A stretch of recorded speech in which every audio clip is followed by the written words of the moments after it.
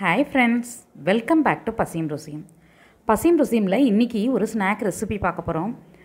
Onion தூள் பஜ்ஜி எப்படி செய்யறது அப்படினு பார்க்க போறோம். தூள் பஜ்ஜி நிறைய பேருக்கு ஃபேவரட்டான ரெசிபி. இது ரொம்ப ஈஸியா குயிக்கா செய்யக்கூடிய ரெசிபி. நீங்களும் ஒரு முறை இத செஞ்சு டேஸ்ட் பண்ணீங்கன்னா உங்களுக்கு அது ஃபேவரட் ரெசிபி ஆயிடும். வாங்க எப்படி செய்யறது என்னென்ன things வச்சு செய்ய போறோம் அப்படினு பார்க்கலாம். இதுக்கு தேவையான பொருட்கள் என்னென்னன்னு பார்த்தலாம். ஆனியன்,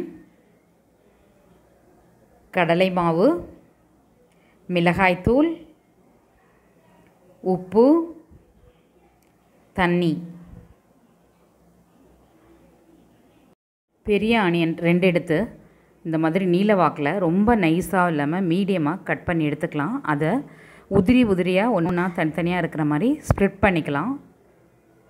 இது கூட 1 கப் கடலை மாவு, மல்லி சேர்த்த மிளகாய் தூள் 1 ஸ்பூன், தேவையான அளவு உப்பு சேர்த்து கையால் நல்லா மிக்ஸ் பண்ணி விட்டுக்கலாம்.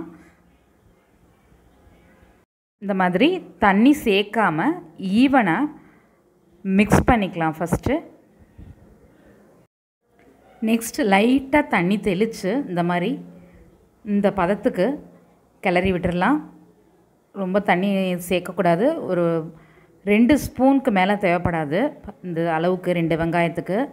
அதனால் நீங்கள் நிறைய சேர்த்துடக்கூடாது. டக்குன்னு பார்த்து தெளித்து தான் பசையணும். இந்த மாதிரி இந்த பதத்துக்கு பசைஞ்சு மாவு எடுத்துக்கலாம். ஆயில் ஹீட் ஆகிடுச்சு. இப்போது எண்ணெயில் போட போகிறோம். இந்த மாதிரி காயில் எடுத்துகிட்டு தூள் தூளாக போடணும். இதை மாதிரி ஸ்ப்ரெட் பண்ணணும். அப்போ தான் அது வந்து நல்லாயிருக்கும். கிறிஸ்பாக தனித்தனியாக உதிரி உதிரியாக கிடைக்கும். இந்த மாதிரி பஜ்ஜி கலருக்கு சேஞ்ச் ஆனோன்னே ஃப்ரை ஆகிடுச்சு. நம்ம எடுத்துடலாம். இப்போது இது அருமையாக ஒரு தேங்காய் சட்னி கூட இது சாப்பிடும்போது செம சூப்பராக இருக்கும். நெக்ஸ்ட் பேட்ச் போட்டு எடுக்கிற போகிறேன். சூடாக இருக்கும்போது இந்தளவுக்கு கிறிஸ்பாக இருக்கும். ஆறினோன்னா கொஞ்சம் கிறிஸ்பு கம்மியாகும். தூள் பஜ்ஜி ரெடி. இந்த வீடியோ உங்களுக்கு பிடிச்சிருந்தா லைக் பண்ணுங்கள், உங்கள் ஃப்ரெண்ட்ஸ் கூட ஷேர் பண்ணுங்கள். என்னோடய நெக்ஸ்ட் வீடியோ வந்துக்கிட்டே இருக்குது. பார்த்து என்ஜாய் பண்ணுங்கள். இது பசியும் ருசியும். பார்த்து சமைங்க, பாராட்ட அல்லுங்க.